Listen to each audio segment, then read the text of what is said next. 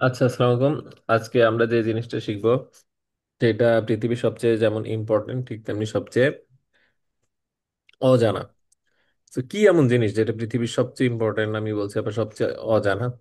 তো আমি সারাদিন যেটার জন্য পরিশ্রম করি, যেটার পিছে দৌড়াই, যেটার জন্য মানে আপনার হচ্ছে কি স্বপ্নেও দেখি, সেটা হচ্ছে কি টাকা। তো আর কিন্তু এই টাকাটা কি আমাদের কাছে সবচেয়ে অজানা একটা বস্তু। কেন অজানা বস্তু, আজকে ক্লাসে ইনশাল্লাহ আমরা সেটা ডিসকাস করব।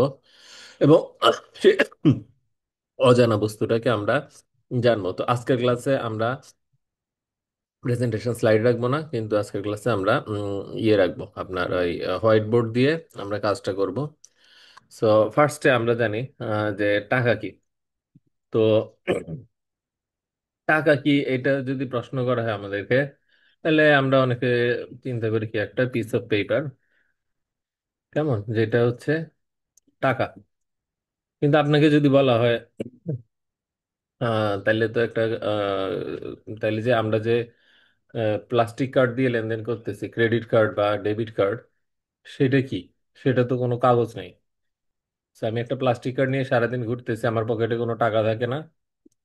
So, একটা কার্ড থাকে, সেই কার্ড দিয়ে কি সমস্ত লেনদেন করছি। এমনকি চীনের মতন অনেক দেশে আহ, মানে কাগজে টাকা পুরাই উঠে গেছে। তো কেউ কাগজের টাকা চোখেও দেখে না।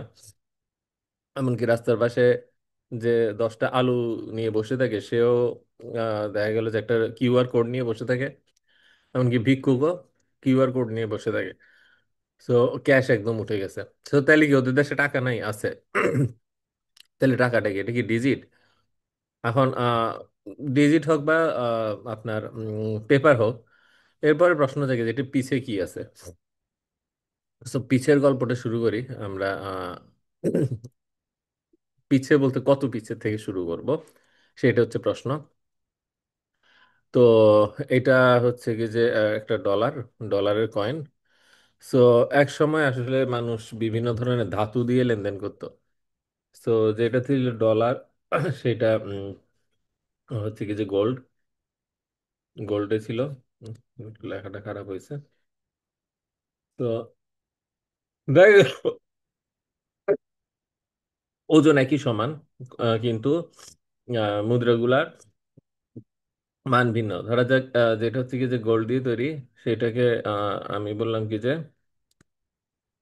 যেটা হচ্ছে গোল্ড দিয়ে তৈরি। দাঁড়ান, আপনার আবার আঁকাআঁকি করছে। তো আপনার আঁকাআঁকি করার বন্ধ করে দিই, ওকে। আর আঁকাআঁকি করতে পারবেন না। তো সেটা হচ্ছে কি যে গোল্ডে তৈরি, সেটা হচ্ছে কি যে ডলার, দামিটা। আবার আরেকটা হচ্ছে সিলভারে তৈরি, সেটা ধরলাম কি যে ওইটা আরেক ধরনের মান। তো এটা বাজারে নিবেন, আরেক ধরনের নিয়ে পাওয়া যাবে। আবার আরেকটা হচ্ছে কি যে কপারে তৈরি, এটা হচ্ছে কপার বা তামাতে তৈরি। তো তামাতে তৈরি, সেটা হচ্ছে আরেক ধরনের মান। আরেকটা হচ্ছে জিঙ্কে তৈরি, জিঙ্ক দস্তা। তো বাংলাদেশেও কিন্তু এগুলো ছিল, হ্যাঁ। হুম, জিঙ্কে তৈরি দস্তা। তো বাংলাদেশে কিন্তু একসময় এরকম ছিল যে আমরা হচ্ছে বিভিন্ন ধরনের জিনিস দিয়ে লেনদেন করতাম। তো যে জিনিসটার ভ্যালু যত, ওইটাকে ওইটা টাকা হিসেবে ব্যবহার করতাম। তো এখন দেখা গেল যে এখন আপনি একটা ধনী ব্যক্তি, আপনার ঘরের মধ্যে হচ্ছে কি যে প্রচুর পরিমাণ সোনার মুদ্রা জমা হয়ে আছে। তো এখন যদি ঘরে অনেক টাকা জমা হয়, আমরা কি করি? ব্যাংকে রাখি। তো এখন আগের দিনে মানুষ বললো যে আসলে ঘরে এইভাবে টাকা জমা হয়ে আছে, এটা তো আসলে এগুলো সব ধরলাম টাকা, মানে রূপার মুদ্রা বা যে সোনা যেটাই হোক। তো এখন জমা হয়ে আছে, তাহলে কি করব? এখন ঘরে তো রাখা অনিরাপদ, বিশেষ করে আগের দিনের ঘরগুলো তো আরো নিরাপদ ছিল। বর্তমানে না হয় আমরা অনেক শক্ত বিল্ডিং টে থাকি বা ভালো গেট লক সিস্টেম আছে, দারোয়ান আছে, কিন্তু আগের দিনে তো একদমই অনিরাপদ। তো বললো কি যে না, এলাকার সবাই মিলে আমরা এক কাজ করি, একজনের কাছে জমা দিই। তো দেখা গেল বিভিন্ন ঘর আছে, যে যার সাধ্য অনুযায়ী প্রত্যেকের সোনাগুলা এক জায়গায় জমা দিচ্ছে। সো যার কাছে জমা দিচ্ছে সে হচ্ছে শহরের মাঝখানে পাহারাদার টাহারাদার নিয়ে একটা কঠোর সিকিউরিটি সিস্টেম করছে। সো এই যে যার কাছে জমা দিচ্ছে সে হচ্ছে কি লকার, হ্যাঁ। সো এখানে সে কঠোর একটা সিকিউরিটি সিস্টেম করছে, সেটা হচ্ছে লকার। তো এই লকারে আমরা প্রত্যেকে সোনা জমা দিলাম। তো কেউ দিল যে 100টা। তো ও বললো যে আমি 100টা সোনা জমা দিছি। কেউ দিছে 10টা, কেউ দিছে 20টা। এইভাবে যে যার মতন সোনা একটা জায়গায় কি জমা দিচ্ছে। জমা দেওয়ার পর বা রূপাও হইতে পারে বা জিঙ্ক হইতে পারে, দস্তা, এনিথিং এনিথিং, যেটাই মূল্যবান। কড়ি ছিল আমাদের দেশে আগে, কড়ি জমা দিতে পারে, হোয়াট এভার। তো বললো কি যে আচ্ছা তুমি তো 100টা ইউনিট জমা দিছো, তোমাকে একটা রিসিট লিখে দেই। এই যে রিসিট লিখে আমার সাইন করে দিলাম। এই যে আমার সাইন দিচ্ছি।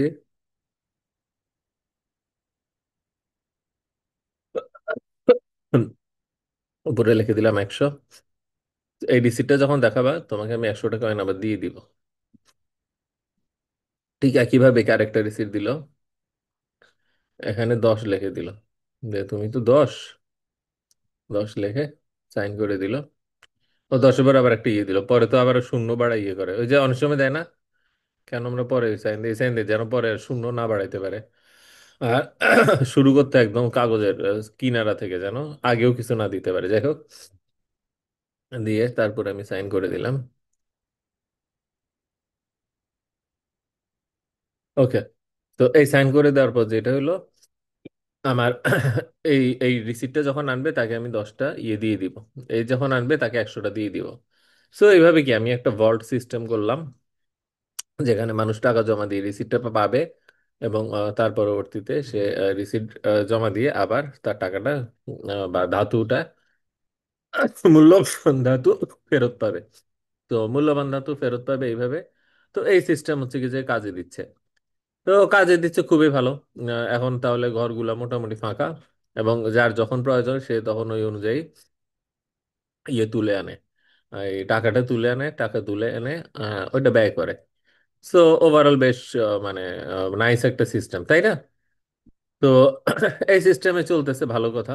তো এটা তো মানে সবাই উপকৃত হচ্ছে। এখন উপকার পাইতে পাইতে এখানে দুইটা ঘটনা ঘটলো। এই ব্যক্তি চিন্তা করলো যে আসলে আমি আবার রাখবো নাকি, আচ্ছা না এখন আর রাখার দরকার নেই। এই ব্যক্তি চিন্তা করলো আমার কাছে তো সব সোনা জমা হয়ে আছে, হ্যাঁ, যত সোনা আছে এগুলো সব আমার কাছে কি জমা হয়ে আছে। কেন জমা হয়ে আছে? কারণ আচ্ছা সোনা বলতেছি মানে ব্যাপারটা মনে হয় যে সোনাই হইতে হবে, রূপ হইতে পারে বা কপারও হইতে পারে, এমনকি কড়ি হইতে পারে, এক কথায় টাকা। তো ও দেখলো ওর কাছে সব টাকা জমা হয়ে আছে। কেন জমা হয়ে আছে? কারণ এইটাই ওর ব্যবসা। মানুষকে টাকা নিরাপত্তা দিবে, এই নিরাপত্তার বিনিময়ে সে সার্ভিস চার্জ যা নেওয়া নিবে। এটাই তার ব্যবসা। এটা কিন্তু ব্যাংক না, এটা একটা ব্যবসা প্রতিষ্ঠান, যে মানুষের টাকা জমা নিয়ে নিরাপত্তা দিচ্ছে, সেটা ব্যাংক না, এটা ব্যবসা প্রতিষ্ঠান। এখানে কোনো সুদের কারবার হচ্ছে না। তো সবার টাকা তার কাছে, হ্যাঁ, ঘরগুলো সব ফাঁকা। এই এই ঘরগুলো এখন কিছু নেই, এগুলো সব ফাঁকা, সব সোনা তার কাছে, ঘর ফাঁকা। কিন্তু ঘরগুলোতে রিসিট আছে। তো রিসিট হচ্ছে সোনার সমান মূল্যবান। তো রিসিট থাকা যা, সোনা থাকাও তা। তো রিসিটটা লুকায় রাখলেন, আর রিসিটে যেহেতু সাইন টাইনের ব্যাপার আছে, আর চুরি করাও তো ইজি না। তো সব মিলে কি উইন উইন সিচুয়েশন, কেমন? Win win situation. এই উইনের মাঝে বছরের পর বছর যাওয়ার পর টুইস্ট আসা শুরু হইলো। টুইস্ট গুলা কি? দেখা গেল যে এই ব্যক্তির কাছে একটা জমি আছে, একটা ফার্মল্যান্ড আছে। সেখানে বিভিন্ন ধরনের শাকসবজি উৎপন্ন হয়। আমরা চাইলে কিছু ধান গাছ আঁকতে পারি। তো এই কৃষি জমিটা এই লোক হচ্ছে যে বিক্রি করবে। তো কৃষি জমিটা বিক্রি করবে, এবং এই জমিটা কিনবে এই ব্যক্তি হচ্ছে জমিটা হচ্ছে কি যে তার কাছে নিবে, হ্যাঁ, এই কৃষি জমিটা এই ব্যক্তি কিনবে। বাই।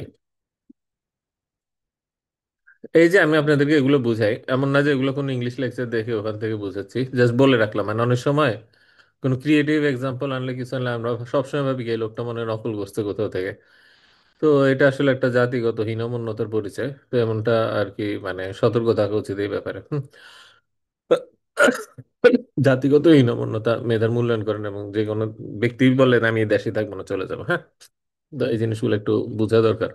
আমি এগুলো শিকার হয়েছে সেজন্য বললাম। যাই হোক, তো এই জমিটা সে কিনবে, তো এই যে কিনবে, এখন ও বললো কি যে এই জমিটার দাম হচ্ছে 20 মোহর।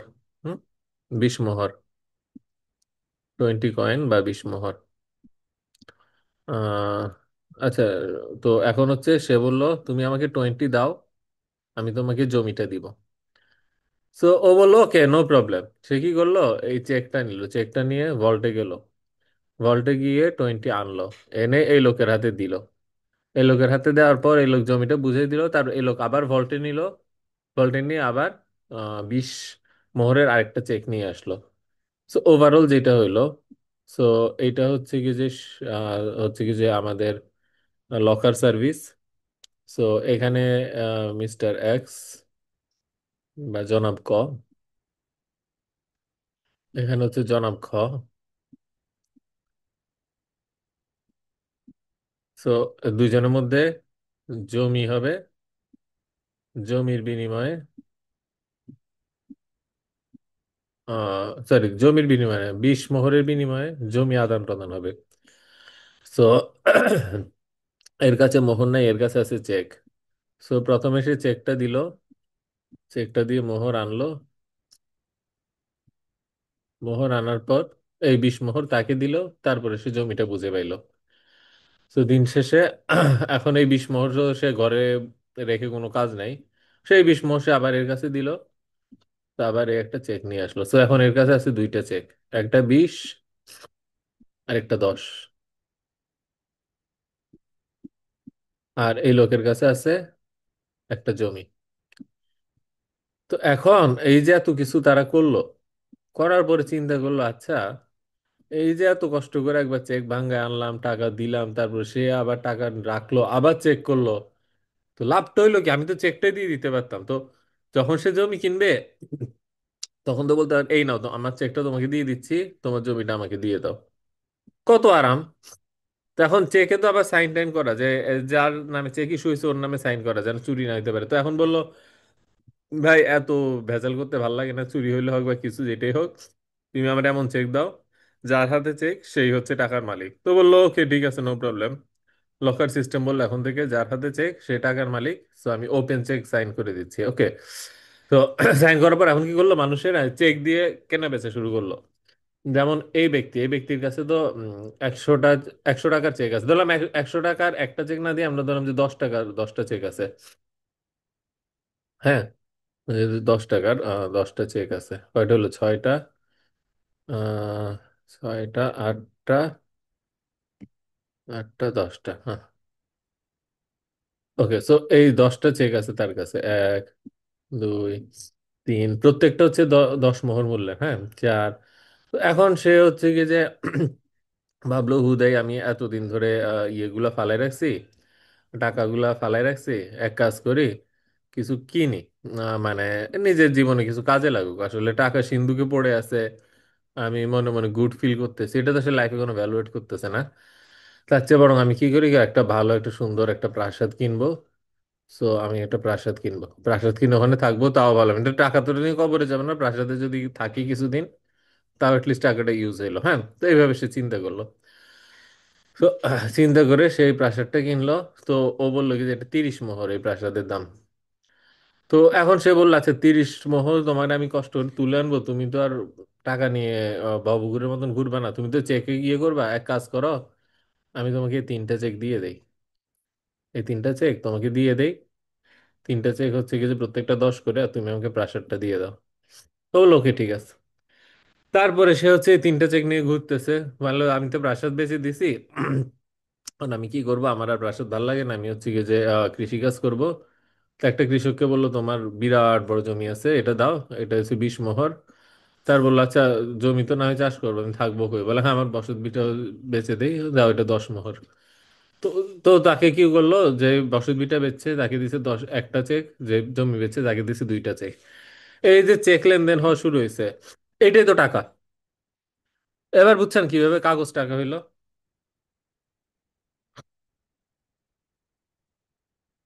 এবার কারো কোশ্চেন থাকলে করেন। অনেক কঠিন জিনিস বুঝে গেছেন নাকি? আচ্ছা তাহলে হ্যাঁ, হ্যাঁ। তার মানে যেটা দাঁড়ায় যে আমরা যে টাকা ইউজ করি এর একনিস্টে যে রিজার্ভে আর কি স্বর্ণ মুদ্রা একটা জমা থাকে না না, সরকার। এখন এখন কোনো সরকার নাই, এখন কোনো দেখেন এই মুহূর্তে যে পর্যায়ে আছি পৃথিবীতে, আপনি অ্যাডভান্সে একটু চাপ দিয়েন না তো। এই মুহূর্তে কি পৃথিবীতে কোনো সরকার, কোনো রাজা, কোনো কিছুর কিন্তু অস্তিত্ব নেই, কেমন খেয়াল করছেন? বা থাকলেও সম্পূর্ণ প্রাইভেট সিস্টেমের মধ্যে দিয়ে কি আমরা টাকাটা তৈরি করছি, তাই না? হ্যাঁ। ওকে, গুড। এতটুকুর মধ্যে থাকেন। ওকে ভাই। টাকা কিভাবে আবিষ্কার হইলো, টাকা কি, এটা তো বুঝে গেছে প্রাথমিকভাবে। জি ভাই, এটা বুঝতে বর্তমানে কি ওইটার জন্য একটু সময় তো লাগবে, আমি তো আসতেছি নাকি, আমি তো মরে যাই নাই এখনো, মরে গেলে এখন নিজেরা চিন্তা করে এসব নিয়ে। আচ্ছা, এতটুকু বোঝা গেল আমার মনে হয়, তাহলে তো ভালোই, যদি বুঝাই যায়। আলহামদুলিল্লাহ। ঠিক আছে তো। উম, এখন হচ্ছে কি, সমাজে অনেক মানুষ আছে, সমাজে সব মানুষ হচ্ছে কি এই কাগজ দিয়ে লেনদেন শুরু করে দিছে। তো মানুষগুলো কাগজ দিয়ে লেনদেন করলেই তো ভালো হয়, আমার এখানে শুধু শুধু আর দৌড়াদৌড়ি করে তো কোনো লাভ নাই। স্বর্ণ, স্বর্ণের জায়গা আছে, আমরা কাগজ দিয়ে লেনদেন করতেছি, কারো যদি মন চায় সে স্বর্ণ তুলে আনবে, মানে কারো যদি মন চায় সে তো স্বর্ণ তুলে আনতেই পারে। তো আমি কেন কষ্ট করে তুলে আনবো? তো এখন একজন আমার বলে ভাই সোনা দেন, আমি বলে ভাই সোনা টোনা দিতে পারবো না, কাগজ নেন, আপনি যদি মন চায় বাজারে যায় সোনা তুলে আনেন, এত বেজার করতে পারবো না, হ্যাঁ। সেটা তো সে বললো আচ্ছা ঠিক আছে দেন না, দিন শেষে আমি তো আর তোষকের নিচে টাকা রাখবো না। কেউ আছেন আপনারা তোষকের নিচে টাকা রাখেন, আছেন এরকম কেউ? আছেন কেউ তোষকের নিচে টাকা রাখেন? তার মানে কি টাকা পয়সা বেশি নেই নাকি? যে তোষকের নিচে টাকা রাখে হয় তার টাকা পয়সা বেশি নেই, অথবা টাকার প্রতি কোনো মায়া নেই। আমার একজন আত্মীয়ের কথা শুনছি যে এরকম তোষকের নিচে রাখতো, আর টাকা কোন দিকে যাইতো কি হইতো, মানে শেষ পর্যন্ত অনেক চুরি হওয়ার পর একটু আক্কল হয়েছে, তারপর তো আর জমি টমি কিছু কিনছে, অনেক আগের দিনের ঘটনা আর কি। আমার মানে নানারও এক এক দুই প্রজন্ম আগের। তো আসসালাম। আমার এই গ্রামের এইখানে একটা ইয়া আছে, হচ্ছে একজনে শুনছিলাম এটা বাঁশের চুঙ্গার মধ্যে হচ্ছে টাকা রাখছিল, পরে উই পোকা খাইয়া ফেলছিল টাকা, হ্যাঁ, গ্রামের মধ্যে একটা। এরকম রাজা বাদশাদেরও টাকা ওই পোকা খাইছে। যাই হোক, এই জন্য তাড়াতাড়ি জমি টমি কিছু কিনে ফেললেই ভালো নাকি, টাকা হাতে রেখে লাভ নেই। আচ্ছা, এখন দেখেন, আবার আসি, এই যে এরা কি করতেছে, প্রত্যেকে চেক আদান প্রদান করতেছে। তো চেক দিয়ে নিজেরা নিজের মাঝে সব লেনদেন সেরে ফেলতেছে। আর যেখানে স্বর্ণ বা ধাতু বা যেটা পড়ে থাকা ছিল, সেখানে সেটা পড়ে আছে। তো কি আমাদের সোনা চোখেও দেখার দরকার নাই, সোনা আছে ওই বিশ্বাসটা থাকলে যথেষ্ট নাকি? ভল্টে সোনা আছে এই বিশ্বাসটাই তো যথেষ্ট নাকি? তাইলে আমরা কি সবাই কাগজে লেনদেনে অভ্যস্ত হয়ে গেলাম, আর আমাদের বিশ্বাস যে ওখানে কিছু আছে, বিশ্বাসটাই যথেষ্ট। বিশ্বাস যদি ভেঙে যায়, যে আমি যদি ভল্টের মালিকরে বলি যে না আমি তোমার বিশ্বাস করি না, সে বলে আনো তোমার চেক, আমি এক্ষুনি টাকা দিয়ে দিচ্ছি। তো আমাদের এখানে 100 জনের মধ্যে 10 জন গেল, 10 জনকে দিয়ে দিল, তারপরে 10 জন বললো না, প্রত্যেকে ফেরত পেয়েছে, বাকি 90 জন বললো হুদে আর দৌড়ে কি লাভ, যেহেতু সবাইকে ফেরত দিচ্ছে তার মানে আছে। ওকে। তো এখানে হচ্ছে এই লোকটা চিন্তা করলো, আরে মজা তো, সবাই তো খুব সুন্দর কাগজ নিয়ে ঘুরে বেড়াইতেছে, আমার এখানে সোনা জমা পড়ে আছে, কেউ তুলতেও আসে না, কেউ তুলতে আসে দিয়ে দেই, সমস্যা নেই। তো বাকিরা আসতেছে না তো, মানে কথা হচ্ছে কেউ যদি আসে তাকে তো দিচ্ছি তো, কিন্তু আরো তো নতুন জমা হচ্ছে, বাকি টাকা পড়ে আছে, তো দেখা গেল আমার প্রায় এখানে 90% টাকা অলস পড়ে আছে, বাকি 10% আসতে যাইতেছে, মানে এইটাকে কি একটু ব্যবহার করে ফেলা যায় না? সে চিন্তা করলো এটাকে একটু ব্যবহার করা যায় না, বলে হ্যাঁ হ্যাঁ ব্যবহার করলে তো মানুষে জানলে তো সমস্যা আছে, কি করা যায়, মানে কোন এক সিস্টেম আছে যে টাকার পরিমাণ কমবে না নিশ্চিত, এবং মানে কেউ আসলে তাকে মোটামুটি দিতে পারবো, আস্থাও রাখবে, সেটা হচ্ছে কি সুদ। এটা হচ্ছে সুদ। তো সুদে যদি সেই টাকাগুলা খাটায়, তাহলে কি হবে? তাহলে কি টাকার পরিমাণ কমবে না, এবং মানুষও কি আস্থা রাখবে। সো সে তখন চিন্তা করলো এক কাজ করি, এত স্বর্ণ তো আসলে রাখতে লাগে না, আমি এটা 10 ভাগের 1 ভাগ রাখি, বাকি 9 ভাগ সুদে খাটাই দেই। তো 10 ভাগের 9 ভাগ কি করলো, এটা ঋণ দিয়ে দিল। তো এরপরে দেখা গেল যে সে 2 জন কর্মচারী নিয়োগ দিছে, কর্মচারী নিয়োগ দেওয়ার পর আপনার এখানে কেউ সফল ব্যবসায়ী আছেন কিনা জানি না, সফল ব্যবসায়ীরা একটু বুঝতে পারবেন যে কি করে ব্যাংকাররা সুদ খাওয়ানোর জন্য। মানে মৌমাছির চাকে যেমনি মৌমাছি মানে কি বলবো ঘুরে, সেইভাবে পিছন পিছন খালি ঘুরতে থাকে, ভনভন করতে থাকে একটু খালি সুদে ঢুকানোর জন্য। তো ও কি করলো, দুইটা কর্মচারী নিয়োগ দিল যাদের কাজ হচ্ছে ব্যবসায়ীদের কাছে যায় যায় সুদের ঠোকর মারা, কেমন? তো তারা হচ্ছে কি যে সব ব্যবসায়ীর কাছে যায় আর সুদের ঠোকর মারে। আরে তুমি তো ভালো ব্যবসা করতেছো, দ্বিগুণ করে ফেলো, তোমাকে এত টাকা দেই। সে এগুলো করতে করতে সে কি করলো, উম, এই এই এখানে সিন্ধুকের যে টাকাগুলা সেগুলা মানুষকে ঋণ হিসেবে ছড়াই দিল। ছড়াই দিয়ে এটা হচ্ছে কি যে এই দুইজনে সে হাসি মুখে যাবে, খুব সুন্দর দেখতে, সুন্দর পরিপাটি ছেলে মেয়ে যেই হোক, খুব মানে আকর্ষণীয়। তারপর কি করলো, দুইটা মাস্তান রাখলো আবার, দুইটা মাস্তান রাখলো। এই দুই মাস্তানের কাজ কি, ওই ব্যবসায়ীদের থেকে সুদের টাকা উসুল করা। তো প্রথমে হচ্ছে কি যে হাসি মুখে ধরাই দিবে, তারপর হচ্ছে মাস্তান দিয়ে এগুলো উসুল করবে। তো দেখা গেল যে এই পাশে সব টাকা দিয়ে দিল, আবার এই পাশে প্রচুর মোটা অঙ্কে আসতে থাকলো। এমনকি এখানে টাকাটা বাড়তে থাকলো, এখানে টাকাটা বাড়তে থাকলো। এই যে টাকার পরিমাণ বৃদ্ধি পাচ্ছে, নতুন টাকার মালিক হচ্ছে কে, এ। নতুন টাকার মালিক হচ্ছে এ। তো এখন জনগণ যদি দেখে যে তারা চেক ভাঙাইতে যায়, সে কিন্তু চেক দিয়ে দেয়, কারণ তার কাছে টাকা আছে এবং টাকা আসতেছে। তো জনগণের আস্থা আছে যে না, আমি যেহেতু এর কাছে চেক দিয়ে আমি সোনা পাই, তার মানে এই চেকটা হচ্ছে আমার টাকা এবং এটা হচ্ছে টাকার সমান মূল্যবান। আর এদিকে সে এই জনগণের রাখা সোনাগুলা সুদে আসলে খাটায় নিজে অত্যন্ত ধনী হয়ে উঠতেছে। তো জনগণ যেন আরো বেশি সোনা তার কাছে রাখে, সেই জন্য সে কি ঘোষণা দিল, সে ঘোষণা দিল no service fee. No service fee মানে কি, কোনো চার্জ রাখবো না, তুমি তোমার টাকা রাখবা, আমি নিরাপদে রাখবো, এর বিনিময়ে আমি তোমার থেকে কোনো সার্ভিস ফি নিব না। সো আমি বিনা পারিশ্রমিকে তোমার টাকা নিরাপত্তা দিচ্ছি। তো সবাই বললো আহা ও কত ভালো, হ্যাঁ, ও কত ভালো মানুষ, আমি ঘরে টাকা রাখলে অসুবিধা হইতো, এই হইতো, ও ছাড়া তো আমি বাঁচবো না, হ্যাঁ। তো এখন কি হলো, হয়ে গেল সমাজের আইকন। এমনকি ধার্মিক বলেন অধার্মিক বলেন সব মানুষের একটাই কথা, ওকে ছাড়া বাঁচবে না, ওর বিকল্প নাই, ওকেই লাগবে, ওকে নিয়ে আমি থাকবো। কেন? কারণ নাইলে আমি টাকা রাখবো কই। ঠিক আছে, সে বললো ওয়াও, এরকম সমাজে তো চাইছি।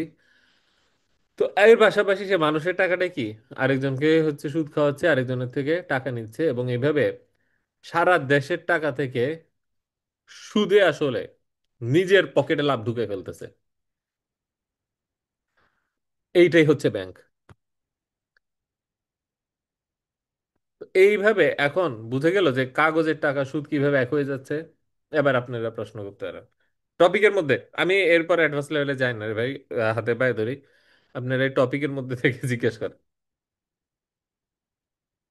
কোশ্চেন না থাকলে নাই, এরপরে আমি নেক্সট টপিকে চলে যাব।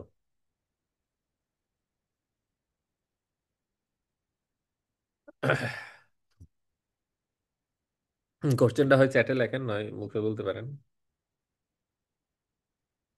আসসালামু আলাইকুম ভাইয়া। জি জি, বলে ফেলেন। প্রশ্নটা হচ্ছে যে এই যে ইয়েতে গেল, মানে এই ঋণ নেওয়া আরম্ভ হইলো, এরপরে সুদে হইলো, এটা কি কন্ট্রোল করা? মানে এখন যার কাছেই দিব তার তো একটা লোভ জাগতেই পারে, তখনই তো এই ঋণের ইটা সৃষ্টি হয়ে যাবে। হ্যাঁ, ওইটাই তো হয়েছে। এখন আপনি প্রশ্নটা কি, ওইটাই বুঝলাম না। আপনি মানে যেটা বলছেন ওইটাই হয়েছে, হ্যাঁ, তারপর। মানে তাহলে তো মানে এইভাবে আমি যার কাছেই রাখি না কেন, যদি সবাই মিলে আমরা সিদ্ধান্ত নিই যে ওর কাছে রাখবো, ভিতর কিন্তু ওর ভিতরে যদি এই লোভটা জেগে যায়, তখন থেকেই তো এখান থেকে মানে সুদ না হোক, মানে অন্য অন্য প্রতারণাও হইতে পারে। ওই যেটাই হোক হয়েছে, তো এখন মানে প্রশ্নটা কি ওইটাই তো বুঝলাম না। মানে এটাই বলতে চাচ্ছি, তাহলে তো রেখে অবজারভেশন আমি হলো, প্রশ্ন সেভ হইলো না, পাচ্ছি না। আচ্ছা বুঝছি। এটা আপনার অবজারভেশন, আচ্ছা। দেখি প্রশ্ন বলেন, এটাকে বলে আমার সোল- মতামত, অবজারভেশন, আমার উনি চিন্তাধারা, হ্যাঁ। প্রশ্ন থাকলে এই টপিকের মধ্যে থেকে থাকলে করেন, টপিকের বাইরে এখন যাওয়া যাবে না। বুঝছি, জি করুন। আচ্ছা, তাইলে এরকম যদি সব জায়গায় হয় তাহলে সলিউশনটা কি? এই গেল মেজাজটা খারাপ হয়ে, ধ্যাৎ, আপনাদেরকে মিউট করে দিচ্ছি। মানে আমি বলবার বলতেছি টপিকে পড়ুন, যা বুঝাইছি কোনো অংশ না বুঝে থাকলে ওইটা কোশ্চেন করেন, আপনি করতেছেন আমাকে 3 লেভেল পরে এটা কি হইলো? আর কোনো কোশ্চেন নেই, আর বুঝছি। তো কোশ্চেন না থাকলে কোশ্চেন করতে হবে জোর করে, এটা তো কোনো মানে নেই, তাই না? আচ্ছা ঠিক আছে, মানে কোশ্চেন থাকলে মানুষ কোশ্চেন করবে, যে কোশ্চেন করতেই হবে সুযোগ দিলে, ব্যাপারটা তো এরকম না, তাই না? সময় তো আছে। আমি বারবার তো বলছি আমি আসি বেঁচে, এখনো মরে যাই নাই তো। মরে গেলে আপনারা আলোচনা করবেন, সমস্যা নেই। আচ্ছা। আহ, আচ্ছা, কি কোন পর্যায়ে যেন ছিলাম? এই যে আমরা চেকটা ঘুরাচ্ছি এবং টাকাটা জমা আছে, আমার কার্সর দেখতে পারতেছেন? আমি যে একটা পেন্সিল দিয়ে কার্সর দেখতে পাচ্ছেন? আচ্ছা, আমি জানি না। তো আমি হচ্ছে টাকাটা ঘুরাচ্ছি, সরি চেকটা ঘুরাচ্ছি বা টাকা কাগজটা ঘুরাচ্ছি, আর মাঝখানে হচ্ছে সোনা জমে আছে। তো সে হচ্ছে দুইজন কর্মচারী নিয়োগ দিল টাকা ছড়াইতে, আর দুইজন কর্মচারী টাকা আনতে। So, এই যে আমাদের টাকাটা সেইটা দিয়ে সে সুদের ব্যবসা করলো এবং প্রচুর লাভ হওয়া শুরু হইলো, কারণ এটা চক্রবৃদ্ধি হারে বাড়তেছে। বলা যায় কি যে পুরো সমাজের সোনা তার হাতে কেন্দ্রীভূত হচ্ছে। এবং এটার মালিক কিন্তু আমি না, এটার মালিক আবার সে।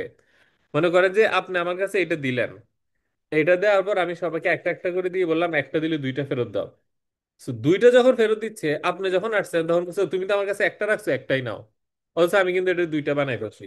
So, দুইটার পরে যখন আরো কিছু দিন যাবে, আপনি তো আসলে নিতে আসতেছেন না, আপনি তো টাকা আসতেইছেন না, আপনি তো খালি কাগজ ঘুরাচ্ছেন।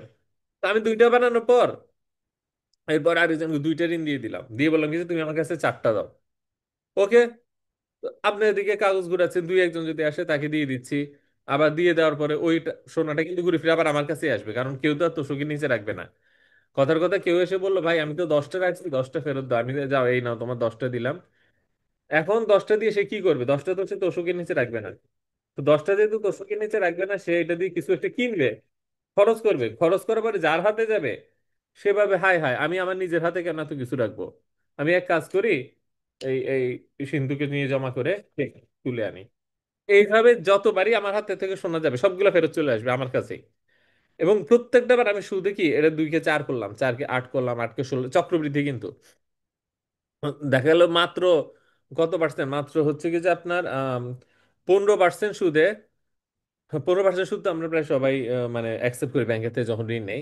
তো 15% সুদে হচ্ছে মাত্র 5 বছরে এটা ডাবল হয়ে যায়। কেমন চক্রবৃদ্ধি ডাবল হয়ে যায়। তো তাহলে মাত্র 5 বছরের মধ্যে 2 কে 4 করলাম, তারপর 10 বছরের মধ্যে 8 করলাম, তারপরে হচ্ছে কি যে আর 5 বছর এটা 16 করলাম, 32 করলাম, 64 করলাম। পুরা সমাজের সব টাকা আমার হাতে চলে আসতেছে। অথচ এটার জন্য কিন্তু আমার পুঁজিও লাগে নাই, পুঁজি আপনারাই দিয়ে দিছেন। কেমন এই যে যে টাকাটারে আমি ডাবল করতেছি, ট্রিপল করতেছি, এই টাকাটাও আমার না, টাকাটা দিছেন আপনারা। আমি জাস্ট খালি আপনাদেরকে একটা মূলা ঝুলাইছি। কি মূলা? আমার এখানে টাকা রাখলে তোমার কোনো সার্ভিস চার্জ দিতে হবে না। আর আমি মহান হয়ে গেছি, এতই মহান হয়েছি যে আমাকে উচ্ছেদ করতে হবে, আমাকে ধ্বংস করতে হবে, আমাকে শেষ করতে হবে, এই বয়ানি সমাজ থেকে উঠে গেছে। কারণ আমার বিকল্প লাগবে, আমি ছাড়া চলবো না, এটাই হয়ে গেছে সমাজে প্রতিষ্ঠিত।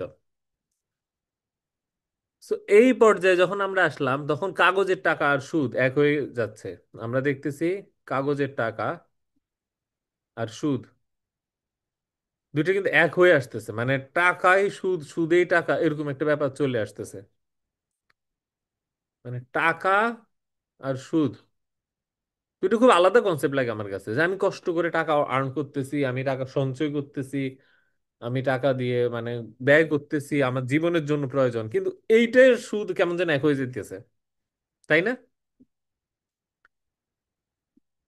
এক হয়ে যাচ্ছে না? বুঝে গেল কিভাবে? আচ্ছা, আমরা আরেকটু অ্যাডভান্স পর্যায়ে যাই। দেখেন, এই পর্যন্ত আমাকে আপনাকে যদি বলি আমি টাকা কি, আপনি বললেন টাকা হচ্ছে এমন একটা চেক যেটার পিছনে কোনো জায়গায় কিছু একটা সঞ্চিত থাকে। গুড। আর যে ব্যাংকের মালিক, তাকে যদি বলি টাকা কি, তখন সে বলবে এটা একটা কাগজ যেটা আমি দেই এবং এর বিনিময়ে আমি বিশাল ব্যবসা করি। তো এই ব্যবসাটা যখন অনেক বেশি বড় পর্যায়ে পৌঁছে গেল, তো তখন মানুষ বললো এই লোকটা এত ধনী হয়েছে, আমাদের টাকা দিয়ে তো হয়েছে, তো তুমি একা খাবা, আমাদেরকে কিছু দিবে না? ও বললো, আরে বিনা পয়সায় সম্পদটা সঞ্চয় করতেছি, তোদের আর আর কত দিব তোদেরকে, মানে তোদেরকে দিয়ে দিয়ে তো মানে আমার জীবন পার হয়ে যাচ্ছে, তো খালি দিয়েই গেলাম তোদেরকে। তো বললো না, একটু কেমন যেন বলে, আচ্ছা ঠিক আছে আমি নতুন নিয়ম করতেছি। আগে তো হচ্ছে যখন ইচ্ছে তখন চেক আনতি, আর হচ্ছে কি যে তোরা সোনা পাইতি। তো গরিবের জাত গরিব শোন, তোরা যদি আমার থেকে মাসে একবার খালি টাকা ভাঙ্গাস, আর এত হাজারের বেশি না ভাঙ্গাস, এত হাজার রাখিস, এতদিন সঞ্চয় করিস, এইরকম এরকম বিভিন্ন শর্ত দিল। তাইলে যাক তোদেরকে সুদের কিছু ভাগ দিব। খুব খুশি আমরা, পারলে পায়ে ধরে চুমা খাই, হ্যাঁ, যে আহ মহান, আরো মহান হয়ে গেল। কেন মহান? কারণ সে শুধুমাত্র নিরাপদে টাকা রাখে না, টাকা আরো বাড়ায়ও দিচ্ছে। তো সে মহান না? কারণ আমি তো ঘরের মধ্যে টাকা রাখতে এমনি নিরাপত্তার অভাব বোধ করতেছি। তো সে যে শর্ত দিল, ওই শর্তে যদি তার কাছে টাকা রাখি, একে তো নিরাপত্তা দিতেছে সে মহান ব্যক্তিত্ব, তার উপর সে আমাকে বাড়ায় দিচ্ছে, অবশ্য কিছু শর্ত দিচ্ছে। মানে নর্মালি যদি যখন ইচ্ছে তখন টাকা আনবো, না আনবো, তখন হবে কি কারেন্ট অ্যাকাউন্টে টাকা রাখবে। সো কারেন্ট অ্যাকাউন্টে যখন টাকা রাখবে তখন কি সে আমাকে বাড়াই দিবে না, সে বলবে আচ্ছা ঠিক আছে, যখন ইচ্ছা তখন টাকা রাখতেছিস, তোর তো বেশি স্বাধীনতা দরকার, যা তোর আমি সুদ দিব না, কিন্তু তোর টাকা আমি সুদে খাটাবো, তোর টাকা আমি সুদে খাটাবো, সেই জন্য তোর আমি এই নিরাপত্তাটা দিতেছি, এই দয়াটা তোকে করতেছি। কিন্তু তুই যদি আমার শর্ত মতন চলস, তাইলে তোকে আমি আরো বাড়াইও দিব। তো যখন মানুষ দেখলো কি যে আরো বাড়াই দিয়ে দেওয়ার সম্ভাবনা আছে, তখন মানে পারলে মানে মাটি খুঁড়ে যদি ভিতরে এক বিন্দু মানে সোনা থাকতো, সেটা নিয়েও ব্যাংকে দিয়ে আসলো।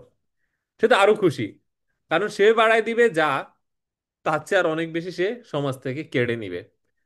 তো এইভাবে সে কি আরো ধনী হয়ে উঠে শুরু করলো। সে বলল আরে, আগে তো মানুষ তাও কিছু টাকা নিজের হাতে রাখতো, এখন তো পারলে মানে গায়ে জামা কাপড় খুলে আমার হাতে দিয়ে দেয়। তো দে, আরো ভালো কথা, কারণ আমি তো এই পুরাটাই কি আবার তোদেরকেই সুদে খাওয়াবো, এই পুরাটাই কি তোদেরকে সুদে খাওয়াবো, এবং তার চেয়ে অনেক বেশি রিটার্ন নিব, এবং চক্রবৃদ্ধি হারে আমি সম্পদশালী হব, এবং সমাজের সমস্ত টাকা আমার হাতেই ঘুরতে থাকবে। যে আমার হাতে টাকা রাখবে না, সবাই তাকে কি বলবে? বোকা। যে আমার হাতে টাকা রাখবে না সে হচ্ছে কি? বোকা, যুগের অনুপযোগী, বিচ্ছিন্নতাবাদী, মাথা নষ্ট, মাথায় সমস্যা ইত্যাদি। আর সব টাকা যদি আমার হাতে মানুষ পারলে মানে জামা কাপড় থেকে বের করে আনে, কারণ হয় লাভ পাবে, নয় বিনা পয়সা রাখবে। মানে আসলে তো বোকামি যে একজন হয় আমাকে বিনা পয়সায় টাকা জমা রাখবে, অথবা আমার লাভ সহ আরো বাড়তি করে দিবে। তো ওর কাছে না রেখে হাতে রাখে, এটা তো পিওর বোকামি, তাই না? এই বোকামিটা যখন এস্টাবলিশড হয়ে গেছে এই ধারণা, তখন কি হলো? সমস্ত টাকাই সুদের সাথে জড়িত হয়ে যাচ্ছে। মানে কোনো টাকাই কিন্তু আর আলাদা নাই, এবং সব টাকা যখন আমার সুদের সাথে জড়িত হয়ে যাচ্ছে, তখন একটা মজার ঘটনা ঘটলো। মজার ঘটনা ঘটলো কি, এই টাকাটা যখন আমি ঋণ দিব, তখন সে সুদটা দিবে কোত্থেকে? ধরা যাক আমার কাছে আপনারা, ধরা যাক এই সমাজে 10,000 কোটি টাকা আছে, 10,000 কোটি টাকা আছে,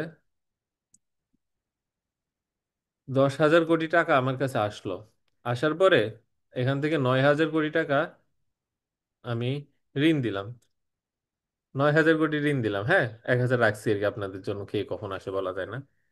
তো 9,000 কোটির উপরে যদি 15% সুদ হয়, প্রথম বছরেই কিন্তু সে 1,000 কোটির চেয়ে বেশি টাকা ব্যাক চাচ্ছে। কিন্তু সমাজে আছে তো 10,000 কোটি টাকা, এখন আপনি টাকা দিবেন কোত্থেকে? এটা তো সম্ভব না, তাই না? নাকি সম্ভব? অসম্ভব না। এই এই সিচুয়েশনে কি হবে? এই সিচুয়েশনে আমরা দেউলিয়া হওয়া শুরু করব, এবং দেউলিয়া হয়ে আমাদের সম্পদগুলা ব্যাংকের হাতে তুলে দিব। আমরা কি দেউলিয়া হয়ে যাবে, কারণ টাকা যা আছে তার চেয়ে তো সমাজের কম, সে যার ডিমান্ড তার চেয়ে সমাজে টাকা নাই। মানে সম্ভব না, আমি কিডনি বেচলেও মানে সম্ভব না যে আমি সব টাকা দিতে পারবো, কারণ টাকা নাই। সে তার ডিমান্ড হচ্ছে কি যে মানে 3 বছরে আমাকে 15,000 কোটি ব্যাক করতে হবে। সমাজে আছেই 10,000 কোটি টাকা। তো এটা একটা সাইকেল, ইচ্ছা করে আপনাদেরকে দেউলিয়া বানায় ফেলবো, একটা চক্রের মধ্যে ফালাই দিছি। তো এখন আপনারা যত হার্ড ওয়ার্ক করেন না কেন, এই চক্র থেকে বেরোতে পারবেন না। দিনে দিনে কি আমাদের সবার সম্পদ ব্যাংকের হাতে চলে যাবে। আর যে হচ্ছে কি যে ব্যাংকের থেকে ঋণ নিয়ে টাকা ফেরত দিতে পারে নাই, ব্যাংক তাকে লেবেল দিবে ঋণ খেলাপি। কেমন? ব্যাংক ভালো করে জানে যে এটা তার সৃষ্ট একটা ব্যবস্থা। ধরা যাক আমি বললাম কি যে এখানে 100টা আমার পেন্সিল আছে, 100টা পেন্সিল সমাজের সবাইকে ঋণ দিয়ে আমাকে 200টা পেন্সিল দিতে হবে। আমি তো জানি সমাজে আছে 100টা পেন্সিল, 200টা কোত্থেকে দিবে? তো কি হবে? আপনারা নিজেরা মারামারি করবেন, কাটাকাটি করবেন, এর মধ্যে যে ফাইটে জয়ী হবে সে মোটামুটি তার অংশটা দিতে পারবে, বাকিরা কিন্তু ঝরে পড়বে। তো ঝরে পড়লে বলো, আর তোমার সম্পদ আমাকে দাও, তুমি তো ঋণ খেলাপি, তুমি তো হচ্ছে নিকৃষ্ট ব্যক্তি, একে সামাজিকভাবে বয়কট করুন। দেখবেন ইসলামী ব্যাংকের ইয়েতে লেখা থাকে ঋণ খেলাপিদের সামাজিকভাবে বয়কট করুন। সে নিজে জানে সেই এগুলো তৈরি করছে, কিন্তু সে আবার আমাদেরকে ঘৃণা শিখাচ্ছে। তো এটা যদি ব্যাংক হয় আর এটা যদি জাতি হয়, সে নিজে জাতিকে ডিভাইড করে দিচ্ছে এবং জাতির মধ্যে একজনকে আরেকজনকে ঘৃণা করতে শিখেছে, কিন্তু নিজের ইমেজ পরিষ্কার, নিজে মহান, নিজে পবিত্র, অথচ সে নিজে খেলাটা খেলতেছে। এবং এই খেলার মধ্যে দিয়ে আমাদের সম্পদ কার হাতে জমা হবে? ব্যাংকের হাতে। তো প্রথম দিকে আমি দেখছি কি আমাদের সবার টাকাটা আস্তে আস্তে আস্তে ব্যাংকে মিশে গেছে। মিশে যাওয়ার পর যখন হচ্ছে যে টাকার অ্যামাউন্টটা আর টোটাল সমাজের অ্যামাউন্টের চেয়ে বেশি হয়ে যাচ্ছে সুদে আসলে, বা আমরা নিজেরাই তো দিচ্ছি, দিয়ে তো আসলে মহান ব্যক্তি না, দিতে তো হবে তো। এখন তারপরে আমাদের সম্পদটা যখন তার হাতে যাওয়া শুরু করছে, এটা থেকে আর আমরা আর বের হতে পারছি না, কারণ এটা থেকে বের হওয়ার কোনো উপায়ও নাই। উপায় আছে কি? উপায় আছে? উপায় যখন নাই, তখন কি সমাজের সবাই ব্যাংকের এগেনস্টে বিদ্রোহে চলে যেতে পারে। সেই জন্য ব্যাংক আমাদেরকে শিখেছে সমাজে দুই ধরনের ব্যক্তি আছে, একটা সফল, একটা বিফল। তো সফলরা বিফলদেরকে ঘৃণা করতে হবে। তো আমরা কি করলাম? নিজেরাই নিজেদের মধ্যে মারামারি করতেছি, তুই তো ঋণ খেলাপি, আমি তো টাকা ফেরত দিচ্ছি, তো আমি গুড সিটিজেন, আমি ব্যাংকের টাকা ফেরত দিচ্ছি, তুমি ব্যাড সিটিজেন, তুমি ব্যাংকের টাকা ফেরত দাও নাই, এবং তোমার জেল জরিমানা হবে। তো জেল জরিমানা আবার ব্যাংকের টাকায় হবে না, এটার একটা মজা, আমাদের ট্যাক্সের টাকায় হবে, এটা আবার বেশ মজা। মানে ব্যাংক নিজের সুবিধার জন্য জেল জরিমানা করাবে, কিন্তু টাকাটা দিব আমরা, ট্যাক্সের টাকায় তাকে জেল জরিমানা করাবে। তো ওভারঅল এই সিস্টেমটা এখন দাঁড়াইছে। এই সিস্টেমের মধ্যে আসলে টাকা আর সুদ এই দুইটা কি কোনো পার্থক্য করার এবং এই সিস্টেমটা বুঝার পরে ব্যাংক কতটা মহান সেই ব্যাপারে আসলে অনেকটা ধারণা হয়ে যাচ্ছে। আচ্ছা, এইবারে শুধুমাত্র যতটুকু পড়াইছি এর মাঝে কোনো অংশ না বুঝলে খালি প্রশ্ন করা যাবে। আমি জানি আপনার মাথায় 1 কোটি প্রশ্ন চলে আসতেছে, কিন্তু শুধুমাত্র যা পড়াইছি তার মধ্যে থেকে কোনো কিছু না বুঝে থাকলে প্রশ্ন করার সুযোগ আছে, এমন না যে প্রশ্ন করতেই হবে। আমি একটু অপেক্ষা করে দেখি কেউ কিছু না বুঝলে। কোনো খটকা আছে যে না এখনো আপনার কথাটা সত্য না, এই জায়গায় আপনার কথা মিথ্যা, এরকম খটকা থাকলে আমাকে বলেন। আর যদি না থাকে তাহলে বুঝবে আপনারা মেনে নিছেন যে হ্যাঁ।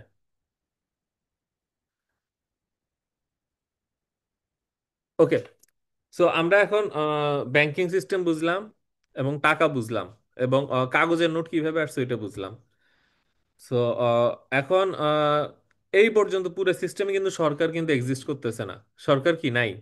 তো টাকা কি সরকার ছাপায় বা সরকারের সাথে টাকার কোনো সম্পর্ক আছে? নাই। তো সরকার একটা আলাদা এন্টিটি। সরকার কিন্তু এই সিস্টেমের মূল চালকও না, কিছু না। সরকার হচ্ছে ব্যাংক বাদে আমরা যে যারা আছি তারা নিজেদের মধ্যে থেকে নিজেরা মিলে একটু রাজনীতি করলাম, একটু একজন নির্বাচিত করলাম, একটু নিজেরা মারামারি করলাম, একে গালি দিলাম, ওকে গালি দিলাম। তো এই হিসেবে ব্যাংকের জন্য একটা ভালো, ধরেন একজন লোককে রাখলাম যে এ হচ্ছে তোমাদের রাষ্ট্রপ্রধান, রাষ্ট্রে যা কিছু সমস্যা হয় একে গালি দিবা। তো রাষ্ট্রে যত সমস্যা হয় গালি দিবা রাষ্ট্রপ্রধানকে, রাষ্ট্রপ্রধানকে গালি দিবা, এবং সমস্যা সমাধানের জন্য নতুন রাষ্ট্রপ্রধান নির্বাচিত করবা। কিন্তু ব্যাংক টিকে থাকবে, ব্যাংকের অস্তিত্ব নিয়ে প্রশ্ন করা যাবে না। তোমাদের যদি কোনো সমস্যা হয় রাষ্ট্রপ্রধানকে গালি দাও, নতুন রাষ্ট্রপ্রধান নির্বাচিত করো। ওকে, এখন পর্যন্ত আমরা টাকার এই পর্যায়ে আসছি। তো এখন আপনাদের হাতে যে টাকাটা আছে এটা আসছে কোত্থেকে?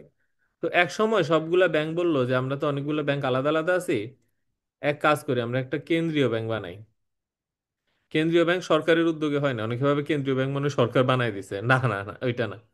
পৃথিবীতে কেন্দ্রীয় ব্যাংকের ইতিহাস হচ্ছে কি ব্যাংকাররা নিজেরা মিলে একটা কেন্দ্রীয় ব্যাংক তৈরি করছে, যেখানে সেন্ট্রালাইজড ভাবে একটা কারেন্সি তৈরি করবে সারা দেশের জন্য।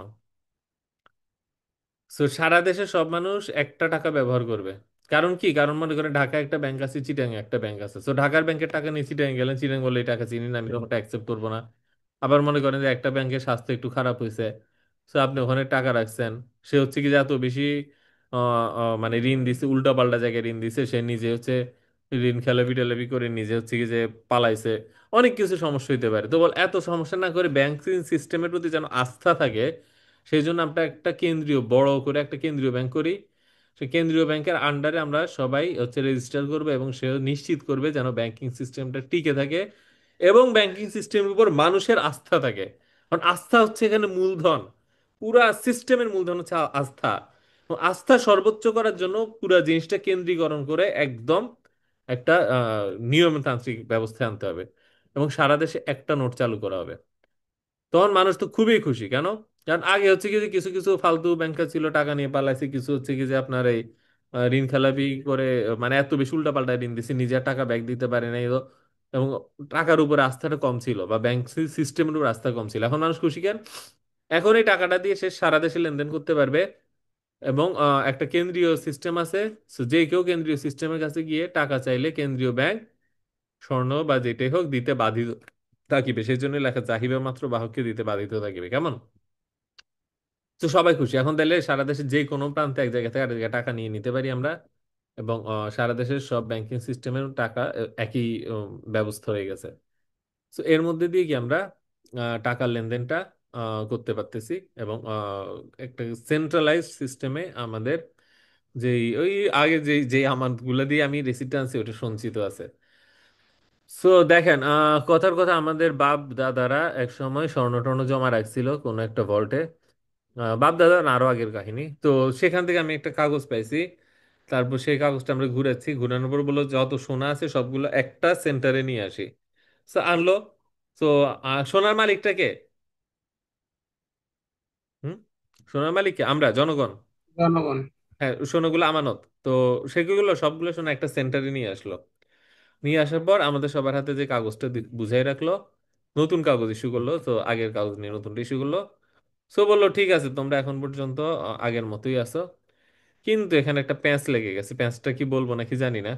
মানে আমরা যে আজকে যে একটা জার্নিতে যাচ্ছি, এটা যে কত, আরো কত সাগর কত কিছু আছে এখন। প্যাঁচটা দাঁড়ান একটু দেখি কয়টা বাজে। একটু একটা সেকেন্ড, আমি একটু আপনাদের রুটিনটা দেখি। মানে মানে লেভেল 1 তো।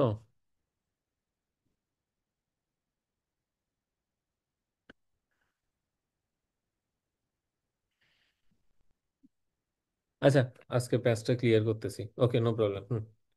কইছিলাম জানি, হ্যাঁ। এখন এখানে একটা প্যাচ লাগলো। প্যাচটা কি? কেন্দ্রীয় ব্যাংক বলল যে আমি নতুন নতুন নোট ইস্যু করব, যে যতগুলা সোনা আছে ততগুলা মুদ্রা দরকার নাই, যেহেতু অনেকে সোনা তুলতে আসে না। So, আমার হাতে যদি সোনা থাকে 100, আমি নোট ছাড়বো 300। সো আমার হাতে যে নোটটা ছিল সেটা 100ই ছিল।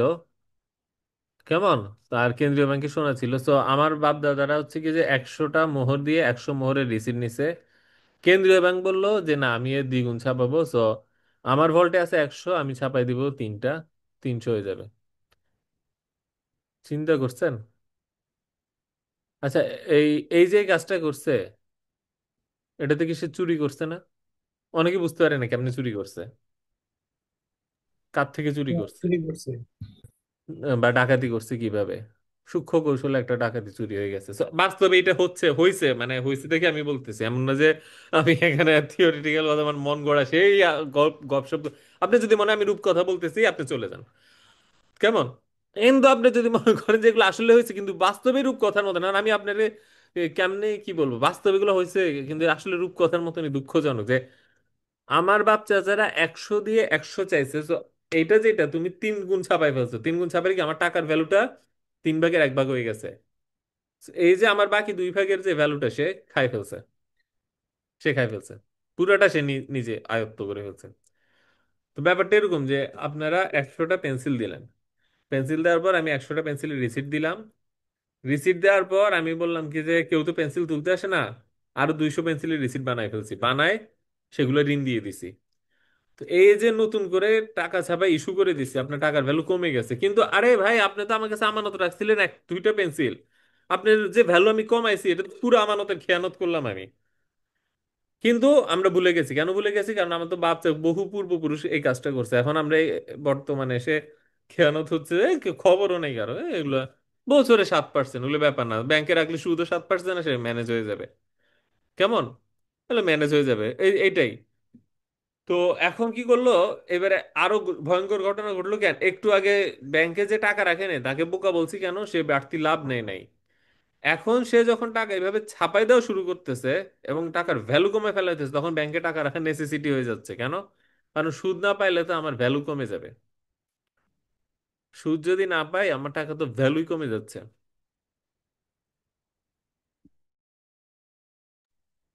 তো আমি তো ভ্যালুই কমে যাচ্ছে আর একটু।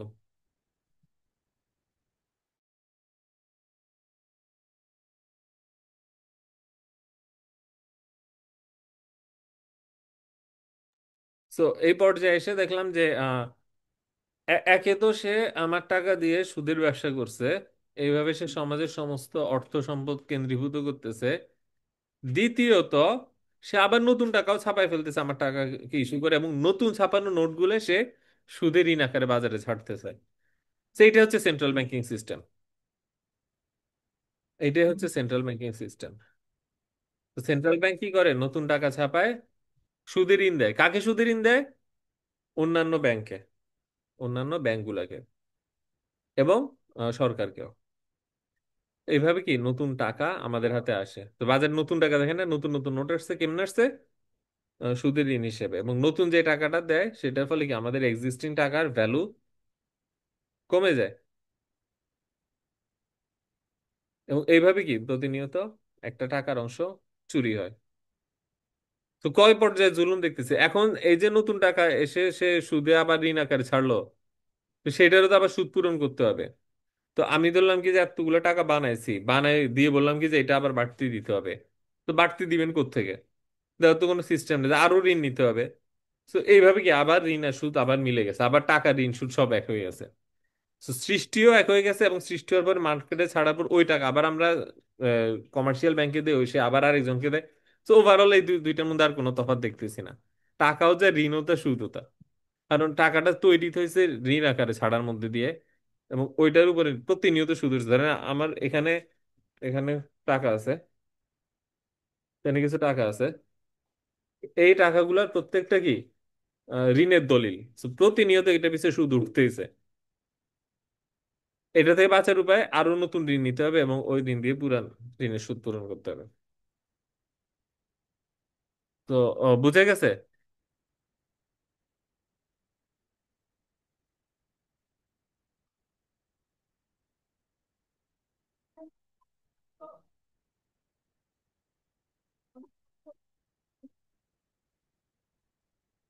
আজকে এর চেয়ে বেশি যাওয়া উচিত হবে কিনা জানি না। এরপরের দিন আবার টাকা নিয়ে গল্প আছে। এরপরের দিনও টাকা নিয়ে গল্প। সেন্ট্রাল ব্যাংকের আস্তে কনসেপ্ট। আস্তে আস্তে আস্তে প্রশ্ন করার সুযোগ দিই না এখনো। আস্তে। এরপরের দিনও টাকা নিয়ে আবার, এরপরের লেকচারটাও কিন্তু টাকা নিয়ে। সো আজকে কয়েকটা জিনিস ক্লিয়ার করি না, আসলে একটু ধোঁয়াশা করে রাখছি। এরপরের দিন হয়তো পুরোপুরি আরো ক্লিয়ার করবো। আচ্ছা। তো আপনাদের ওপেন এন্ডেড কোশ্চেনের সময় দিচ্ছি আমি। প্রায় 1 ঘন্টা তো লেকচার নিয়ে ফেলছি। এরপরে হচ্ছে কি যে আপনাদেরকে একটু সময় দিব, যেটা হচ্ছে যে কোনো কোশ্চেন করতে পারেন, বাট অ্যাডভান্স লেভেলের না। অ্যাডভান্স লেভেলের জন্য কিন্তু সময় আছে। আর কেউ যদি মনে করেন যে না, এর মাঝে আমি মারা গেলাম বা কিছু ক্ষতিগ্রস্ত হয়ে গেল, তো সেই ক্ষেত্রে আমার বই আছে। আচ্ছা, আমি চিন্তা করি আমি মারা গেলে কোর্সের টাকা কি করবেন বলেন তো? আচ্ছা, ওই কোর্সের টাকা তো ফেরত দেওয়ার বা এরকম কিছু ইস্যু তৈরি হয়ে যাবে, যাই হোক। তো মানে এত আমানত নিয়ে আমি নিজেই পরে আরেক সিস্টেমে পড়বো না। আচ্ছা। আহ তো এইটা হচ্ছে কি ওভারঅল আজ এতটুকু জানলাম। তো এই যে সোনাগুলা, সেই সোনার সাথে টাকা যে কানেকশনটা, আহ এইটাও কিন্তু বর্তমানে নাই। তো এই জিনিসটা ছিল শেষ ইস্যুটা, যেটা বলতে চাইছিলাম। এটা নিয়ে ভাবছি যে আগামী দিনে পুরো আলাপ করব। এখন আজকে তো এনাফ মনে হয় ম্যাটেরিয়ালস দিয়ে দিছি, তাই না? তো আগামী দিনে হয়তো আমরা আলাপ করতে পারি যে আসলে ওই কানেকশনটা কিভাবে নষ্ট হয়েছে, এবং ফ্র্যাকশনাল রিজার্ভ কি, এবং ফ্র্যাকশনাল রিজার্ভ কি, ওইটা আলাপ করতে পারি। আচ্ছা, আজকে তাহলে অন্যদিকে চলে যায়। আচ্ছা, মনে করেন যে এখানে একটা স্কুলে, স্কুল হচ্ছে 100 জন শিক্ষার্থী আছে, বা মাদ্রাসায় 100 জন শিক্ষার্থী আছে। বোর্ডিং স্কুল, তারা রাতে এখানে থাকে বা হোয়াট এভার। তো তাদের সবাই শান্তিপূর্ণভাবে আছে, একজন একজনের সাথে বন্ধুত্ব, মাঝে মাঝে ঝগড়া হইতে পারে, এটা ন্যাচারাল পর্যায়ে আছে। তো টোটাল 100 জন। তো 100 জনের প্রত্যেককে আপনি কি করলেন? ইয়ে করলেন, 100 জনের প্রত্যেককে আপনি একটা টোকেন দিলেন। এটা যে কোনো টোকেন হইতে পারে, তাহলে 100টা পেন্সিল দিলেন। পেন্সিল দিয়ে বললেন তোমরা 1 বছরের মধ্যে এইরকম 200টা ফেরত দিতে হবে। আজকে একটা নিবা, একটা নেওয়ার পর প্রত্যেকে 2টা করে ফেরত দিবা। এবং এমন একটা জিনিস দিচ্ছি এটা বাজারে পাওয়া যায় না, একমাত্র আমি তৈরি করতে পারি। টাকা তো একমাত্র সেন্ট্রাল ব্যাংকই তৈরি করতে পারে, বা ব্যাংক ব্যবস্থা, হ্যাঁ। এটা তো এমন না যে আপনি আমি চাইলে তৈরি করতে পারি। সো এদের প্রত্যেককে 100টা দিয়ে বললাম আগামী এই বছর শেষে 200টা তোমাদেরকে দিতে হবে। যে দিতে পারো তাকে পুরস্কার দিব, আর যে দিতে পারো না ওর সম্পদ আমি কেড়ে নিব। চিন্তা করেন তো আগামী 1 বছর এদের মাঝে সম্পর্কটা কেমন হবে? এরা কেউ কি শান্তিতে থাকতে পারবে? মানে এরা তো একটা একটা বিরুদ্ধে খালি প্লট করতে থাকবে যে কারা কোন দিন মানে কিভাবে একটা চুরি করব, মানে চুরি বেড়ে যাবে। হ্যাঁ, যে মানে সবাই জানে যে তার লাইফ রিস্কে আছে, মানে তার সবকিছু রিস্কে আছে, যে আমার অপমান করে ইয়েতে বের করে দিবে, সবাই আমার ঋণ খেলাবে বলে চিল্লাবে। হ্যাঁ, এই সিচুয়েশনে পড়াচ্ছে কি একটু চুরি করে ফেলি। আরেকজন বলবে না আমি চুরি না, আমি মারপিট করবো, ডাকাতি করবো, হ্যাঁ। আরেকজন বলবে না আমি ব্যবসা করব, ব্যবসা করতে যাই। সে তারপরে কি করবে যে মানে হচ্ছে কি যে যেই কোনো মূল্যে ব্যবসা করে মানে টাকার জন্য পাগল হয়ে যায়, ব্যবসাটা ন্যাচারাল ব্যবসা থাকবে না। এমনকি মানে দেখবেন যে এরা রাত একজন একজনের বিরুদ্ধে প্লট করতেছে, এরা তিনজন মিলে গ্যাং করতেছে, আমরা তিনজন বাঁচবো ওগুলারে ধরবো, এর বিরুদ্ধে ইয়ে করতেছে, মানে পারলে কেউ ছুরি কাছে নিচে রাখতেছে, এরা মেরে ফেলবো। পুরা পরিবেশটাই নষ্ট হয়ে যাবে। কারণ কি? কারণ এই সবাইকে সুদের সিস্টেমে প্রতিযোগিতায় ঢুকাই দিছি। আমরা ঠিক এরকম একটা সমাজে আছি, আমরা ঠিক এটাতেই আছি। কারণ আমাদের সমাজে যে টাকাগুলো আসছে সেগুলো কি ঋণ আকারে আসছে, এবং আমাকে বলছে বেশি ফেরত দিতে, যেহেতু আমরা পারবো না। তো প্রত্যেকে এই প্রতি মানে একটা বোর্ডিং স্কুলে যেরকম একটা অদ্ভুত 100টা জিনিস দিয়ে যদি বলি 200টা ফেরত দিতে হবে, আদারওয়াইজ তোমাকে অপমান করে সব মানে সম্পদ কেড়ে নিয়ে স্কুল থেকে বের করবো। তাইলে এই 100 জন মধ্যে সম্পর্কটা যেরকম হয়, যেহেতু আমরা টাকা তৈরি করতে পারি না এবং টাকা ঋণ আকারে আমাদের সমাজে প্রবেশ করতেছে, আলটিমেটলি আমরা এইটার মধ্যেই বসবাস করতেছি। আর এই পুরো সিস্টেমটাকে ইসলামিক করতে যাচ্ছে। আমি বলতেছি এটা ছাড়া তো বাঁচতে পারবো না, এটারই বিকল্প লাগবে, মানে এটা ধ্বংস করবে, এটার বিরুদ্ধে যুদ্ধ করবে, এটা শেষ করবো, এটা চাইতেছি না। এইটা টিকে থাকবে, কিন্তু এটা ইসলামিক হবে, এটাই চাইতেছি। আপনি বলেন এটা কি সম্ভব? এই এই এই এই পর্যায়ে জুলুমটা ইসলামিক করা? তো কি বলতেছি, পেন্সিলটা এমনে না দিয়ে এর হাত দিয়ে কেনায় এইভাবে দাও, একই সিস্টেম থাকবে, কিন্তু হালাল হয়ে যাবে। কেন? কেনা বেচা হালাল, সুদ হারাম।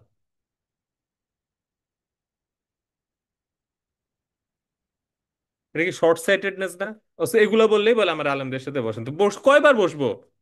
3 বছর ধরে বসে আসতেছি। এই জিনিসটাই বুঝতেছে না তারা। বরং না, এমনে দিয়ে এমনে নিলে সুদ, এইটা দিয়ে এমনে দাও তারপরে এমনে নাও, সব হালাল হয়ে গেছে। পুরা সিস্টেমটা একই আছে। Is it a joke? এই সিস্টেমটা হচ্ছে আল্লাহর বিরুদ্ধে যুদ্ধ, এবং আল্লাহ এটার বিরুদ্ধে যুদ্ধ করছে বলে আমি মনে করি। So, এইটাকে ধ্বংস করতে হবে, শেষ করতে হবে, এটা টিকে থাকবে আবার এই সিস্টেমটাই মানে হালাল হবে, এটা সম্ভব না। ওকে, এইবারে ওপেন এন্ডেড কোশ্চেনের সময় চলে আসছে। জানি আমার মাথা প্রশ্নে মানে বিদ্রোহে ফেটে যাচ্ছে। তো এখন এক কাজ করি, হোয়াইট বোর্ডটা বন্ধ করে দেই। হোয়াইট বোর্ডটা বন্ধ করে দেই। আপনার রেকর্ডিং পাবেন ইনশাল্লাহ। রেকর্ডিং চালু রাখি, আমি কয়েকটা কোশ্চেন রেকর্ডিং এর মধ্যেই রাখি, যদি রিলেভেন্ট কোশ্চেন হয়। আর যদি একটু বেশি তার ছিঁড়ে প্রশ্ন হয় তাহলে হয়তো রেকর্ডিং বন্ধ থাকবে। ওকে। তো আহ, প্রশ্ন আমার মনে চ্যাটে করলে ভালো হয়। আর যদি কেউ বলেন যে হ্যান্ড রেজ করেন, হ্যান্ড রেজ করতে পারেন, সমস্যা নেই। একটু আপনার প্রশ্নগুলো করেন।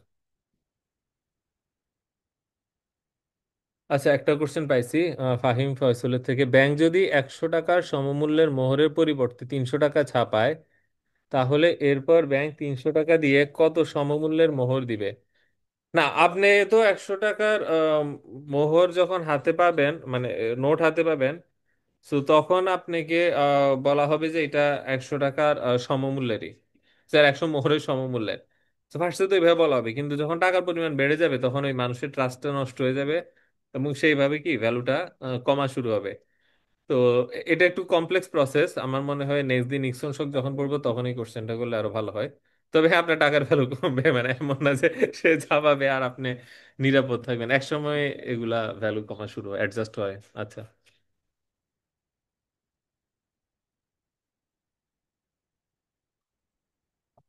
আচ্ছা, সেন্ট্রাল ব্যাংক নিয়ে যে কোশ্চেনগুলো আসতেছে, আমরা যে ফরমেশনে আছি এই মুহূর্তে, এটা কিন্তু সেন্ট্রাল ব্যাংকের ইনিশিয়াল স্টেজে আছে, এটা প্রায় এখনো 400 বছর বা 350 বছর আগের স্টেজে আছি। আপনারা ফ্র্যাকশনাল রিজার্ভ জানার পরে কারেন্ট সেন্ট্রাল ব্যাংকিং স্ট্রাকচারটা আমাকে জিজ্ঞেস করবেন কেমন, এটা আগামী দিনের প্রশ্ন। আপনারা কিন্তু ইতিহাসের হাত ধরে ধরে আসছেন, আপনারা খেয়াল করছেন? প্রথমে ছিলাম কি যে ঘরে টাকা রাখতেছে, তারপর হচ্ছে কি যে সিন্ধুকে দিছে, তারপর হচ্ছে ব্যাংকিং সিস্টেম ডেভেলপ করছে, তারপর হচ্ছে ডেপোজিট স্কিম আসছে, ডেপোজিটের মধ্যে সেভিংস আর কারেন্ট অ্যাকাউন্ট আসছে, তারপরে সেন্ট্রাল ব্যাংক আসছে, এই পর্যায়ে এসে আমি থামাই দিছি। তারপরের ইতিহাসটা কিন্তু নেক্সট লেকচারে পাবেন ইনশাল্লাহ। তো এই যে আপনারা আজকে যা জানলেন, আমি মনে করি এটা মানে ভেরি ভেরি ভ্যালুয়েবল এবং সিক্রেট, বাট ইম্পর্টেন্ট। আপনারা কি এই ব্যাপারে এগ্রি করেন? আমার মনে আছে যে আগের ব্যাচে যখন এটা পড়াইছিলাম, আগে যখন লেভেল 2, এটা তো সেকেন্ড ব্যাচ, তোরা বলতেছিল আজকের এক লেকচারে আমাদের টাকা উসুল হয়ে গেছে, মানে যা পাইছি এটাতে, এটার দাম তো লাখ টাকা, এরকম ছিল মানে অনুভূতিটা। তো ইনশাল্লাহ আমরা একদিন আরো আরো জানবো এবং দেখবেন যে রিয়েলি মানে কোন কিসের মধ্যে আছি। যে আমি যখন বোর্ডিং স্কুল উদাহরণটা দিই এবং বলি যে আমরা এটার মধ্যে আছি, তখন আসলে রিয়েলাইজেশন হয়, হায় হায় কিসের মধ্যে আছি। হ্যাঁ স্যার, তাহলে ইসলামী রাষ্ট্রে কিভাবে টাকা আমাদের কাছে আসবে? মানে আপনি বলছেন কি যে জুলুমি সিস্টেম যদি আমরা ভাঙতে পারি তাইলে নতুন কোন সিস্টেম হবে নাকি? আচ্ছা, কোশ্চেনটা একটু ক্লিয়ার করবেন। ওকে। যা মনে হচ্ছে পুরো সমাজ ব্যবস্থা ব্যাংককে কেন্দ্র করে গড়ে উঠেছে। ব্যাংক নিজেকে সেফ রাখার জন্য সরকার, শরিয়া বোর্ড যে কোনো কিছু গঠন করতে পারে। I agree, I agree. কারণ দেখেন, ব্যাংকে যদি ঋণ খেলাপি করেন, ব্যাংক কিন্তু শাস্তি দিবে। আহ, এই শাস্তিটা কিন্তু আবার কার টাকায় দিবে? আমাদের নিজেদের টাকায়। কারণ কি, পুলিশ বাহিনীকে আমাদের ট্যাক্সের টাকায় বসা হয়, জেল আমাদের ট্যাক্সের টাকায়, কোর্ট আমাদের ট্যাক্সের টাকায়। অথচ পুরা সমাজে যত টাকার কেন্দ্র বিন্দু দিয়ে আমাদেরকে যে দেউলিয়া বানাইছে, এটা সম্পূর্ণ সিস্টেমেটিক। এটা সম্পূর্ণ কি সিস্টেমেটিক একটা প্রক্রিয়া। যে আমি মনে করলাম যে 1,000 বা 1 কোটি মানুষের দিকে তাকায় বললাম, এত সম্পদ এদের, এই সম্পদগুলো কেমনে খাওয়া যায়? তো খাবার তো কোনো উপায় বাহির করি না।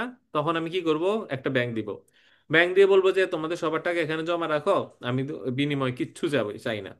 তো সবার টাকা জমা রাখছে, জমা রাখার পর রিসিট দিয়ে দিলাম। রিসিট দিয়ে এই টাকাটা এদের মধ্যে সুদে খাটাই দিলাম। তো তারপর কি হলো, টাকাটা এইভাবে আমার দিকে আসা শুরু করলো। আস্তে আস্তে তো কি হলো, মানে সবার টাকা আমার কাছে, আবার আমি এগুলো সুদে কাটাচ্ছি। ওভারঅল টাকা হচ্ছে, সুদের ডিমান্ড বেশি হয়ে গেছে। তো সুদের ডিমান্ড যখন বেশি হয়ে গেছে, কারণ না কাউকে দেউলিয়া হইতেই হবে। তো এর মাঝে কি হবে, পুরো সমাজের শান্তি শৃঙ্খলা বিশৃঙ্খলা নষ্ট হয়ে যাবে। শান্তি শৃঙ্খলা, একজন একজনের সাথে কম্পিটিশন, মারা মারি হানা, এই চলতে থাকবে, পুরো সমাজটাকে ধ্বংস করে আমি আবার ফ্রেশ থাকবো। আমি বলবো এই যে আইন শৃঙ্খলা পরিস্থিতি খারাপ, এই জন্য নেতাকে দোষো, এই তোমরা ভোট দাও, একে চেঞ্জ করে ওকে আনো। তো তারপর হচ্ছে কি যে মানে এই যে এগুলো ধ্বংস করলাম, তো আর কি মাঝখানে সম্পদটা আমার হাতে আসতেছে, কেউ আমাকে দায়ী করে না। বরং যার সম্পদ আমি কেড়ে নেই, ওরে সবাই বলতেছে তুই খারাপ। কি মজা! এবং আমার সাথে যখন কেউ বেইমানি করতে যায়, তাকে সরকার, আপনারা আপনাদের টাকা দিয়ে শাস্তি দেন, কিন্তু আমাকে কেউ শাস্তি দেয় না। কি মজা! তো আমি কিন্তু ওই সমাজে যাই ভাবলাম যে এই দেশের মানুষ এত সম্পদ, এগুলো খাবো। আমি কিন্তু এটা বানাইছি। আর আমি হয়ে গেলাম পবিত্র, আমি হয়ে গেলাম সম্পদশালী, আর আপনারা সম্পদ দিচ্ছেন এবং দিয়ে হারাচ্ছে, সে হয়ে গেল কি যে সমাজের চোখে অচল। আবার যে আমারে বেশি বেশি টাকা সুদ আসলে দিচ্ছে, তাকে আমি পুরস্কার দিয়ে দিব businessman of the year. This is the system. আর আপনাদের মধ্যে কেউ কেউ জানি অনেক ধার্মিক, তো দাবি করতে পারেন যে না আমি তো মানে ইসলাম বিরোধী করতে, তো না আমি ইসলাম বিরোধী করবো না, এটাকে ইসলামিক বানাই দিচ্ছি। তো একটা শরীয়ত বোর্ড ক্রিয়েট করব, তারা হচ্ছে কিছু টেকনিক বাইপাস সিস্টেম শিখিয়ে দিবে, আপনার মগজ ধোলাই দিবে, বাস ইসলামিক হয়ে গেলাম। তো আমি ইসলাম সম্মতভাবে আপনাদের সমস্ত সম্পদ কুক্ষিগত করতেছি। ভালোই তো। এবার আমার কোন দিক দিয়ে ধরবেন? আইনের চোখে আমি পরিষ্কার, ইসলামের চোখেও পরিষ্কার, আলহামদুলিল্লাহ।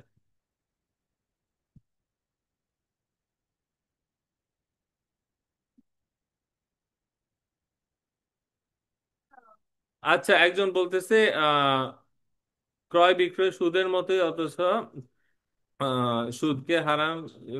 তো হ্যাঁ, অবশ্যই মানে ব্যবসা হালাল, সুদ হারাম, কিন্তু বাহানা হারাম নাকি, বাইপাস সিস্টেম বা জুলুম হালাল না।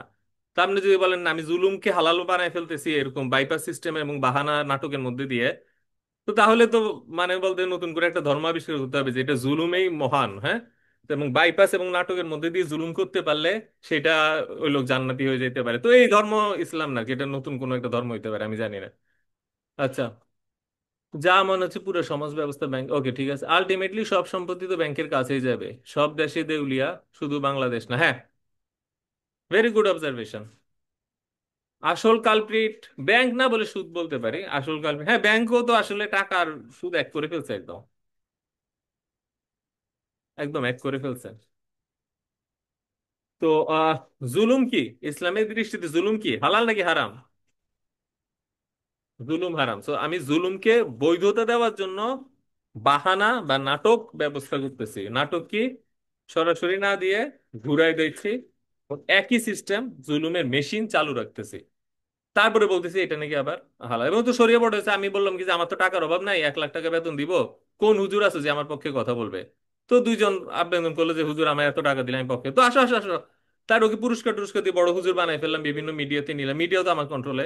তো সবাই বললো না, উনি যেহেতু সব মিডিয়ায় যাচ্ছে উনি হচ্ছে কি যে বৈধ হুজুর, তো ওনার কথাই সব সত্য হয়ে গেল। পেটের বিরুদ্ধে যে বলতেছে সাথে সাথে সব মিডিয়ার এগেনস্টে চলে যাবে, ও হচ্ছে অবৈধ ব্যক্তি, ও হচ্ছে ইসলাম বিরোধী ব্যক্তি, ওইটাকে হারাম বলছে, সো এটা খারাপ হয়ে গেছে। This is game man. আচ্ছা, এবার মনে রেকর্ড বন্ধ করে দেই। আর কারো মনে হয় না তেমন কিছু জানার আছে। ব্যাংক সম্পর্কে আরো জানবেন ইনশাল্লাহ, নেক্সট দিন আরো জানবেন, নেক্সট দিন আরো জানবেন। আচ্ছা, আরিফ উল্লাহ, আরিফ উল্লাহ কি কিছু বলবেন? সালাম আলাইকুম। জি জি স্যার জি। আমার কথা কি বোঝা বোঝা যাচ্ছে? হ্যাঁ আমার কথা কি বোঝা জি যাচ্ছে জি স্যার? জি জি, হ্যাঁ হ্যাঁ। আহ, স্যার আমার প্রশ্ন হচ্ছে সুদ বিষয়, সুদ রিলেটেড। সেটা হচ্ছে যে আমি যদি একটা কোম্পানিতে 1 লক্ষ টাকা 1 বছরের জন্য বিনিয়োগ করি, তো বছর শেষে যদি আমি সেই 1 লক্ষ সমপরিমাণ টাকায় ফেরত নিই, আর মাসে মাসে যদি আমি এর লাভটা যদি শেয়ার করি, লাভ এবং লস, লাভ লস দুইটা আমি শেয়ার করবো। যদি লাভ হয় সেটা লাভও বহন করবো, লসের লসটাও বহন করবো। তাহলে এই ক্ষেত্রে কি এটা কি সুদের কাতারে পড়বে কিনা? এটার সমস্যা হচ্ছে এই চুক্তিতে আপনি গ্যারান্টিড ইয়ে রাখছেন, ক্যাপিটালটা গ্যারান্টি করছেন, যে আমি যেই টাকা দিব সেই টাকা গ্যারান্টি ভাবে আচ্ছা, আজকের টপিক রিলেটেড না কিন্তু উত্তরটা দিচ্ছি, কারণ এই ভুলটা ইদানিং অনেকে করতেছে। সো আমি যে টাকা দিছি নিশ্চিতভাবে সেই টাকা আমি ব্যাক পাবো, এই গ্যারান্টি যদি পাই সেটা ঋণের চুক্তি হয়ে গেছে, সেটা ইনভেস্টমেন্ট না। কেমন? ইনভেস্টমেন্টের চুক্তি হচ্ছে কি যে আমি টাকা দিয়ে একটা কিছু কিনছি, একটা ব্যবসার অংশীদারিত্ব কিনছি, বা অন্য যে কোনো কিছু একটা কিনছি। তো আপনি কিন্তু এটা করেন নাই, আপনি হচ্ছেন যেই টাকা দিচ্ছেন সেই টাকা নিশ্চিতভাবে ব্যাক করছেন, সেটা ঋণের চুক্তি হয়ে গেছে। এবং ঋণের সাথে যা কিছু বাড়তি অ্যাড হয় সেটা সুদের মতন হবে। তখন আপনি বলতেছেন মাঝে মাঝে তো লসও নিচ্ছি। তো এই যে মানে মাঝে মাঝে লস নিচ্ছেন, ওভারঅল কিন্তু আসলে লাভ থাকবে এই আশাটা আছে। সো এটা একটু প্রবলেমেটিক, একটু না বেশ ভালো প্রবলেমেটিক চুক্তি, এবং এটা প্রচুর হচ্ছে বর্তমানে। সো এটা নিয়ে আমাদের আসলে সচেতন থাকা উচিত, যে আসলে সমান টাকা আমি ব্যাক নিব, এটা যখন গ্যারান্টি দিচ্ছি এটা আসলে ঋণ হয়ে গেছে, ঋণের সাথে তো আসলে বাড়তি এভাবে অ্যাড হয় না। ঠিক আছে। আহ, যেটা যদি অনুমতি দেন অফ টপিক একটা একটা কথা বলবো আর কি স্যার। হ্যাঁ হ্যাঁ, মানে অফ এদিকে টপিক অফ টপিক আর না, আমি অলরেডি একটা মানে মানে পরে সময় হবে। আচ্ছা, আচ্ছা ঠিক আছে স্যার। আচ্ছা, আমরা তাহলে রেকর্ডটা অফ করি। সো আশা করি আজকে যা শিখছেন সেটা বাকি জীবনের জন্য চিন্তার খোরাক হিসেবে কাজ করবে।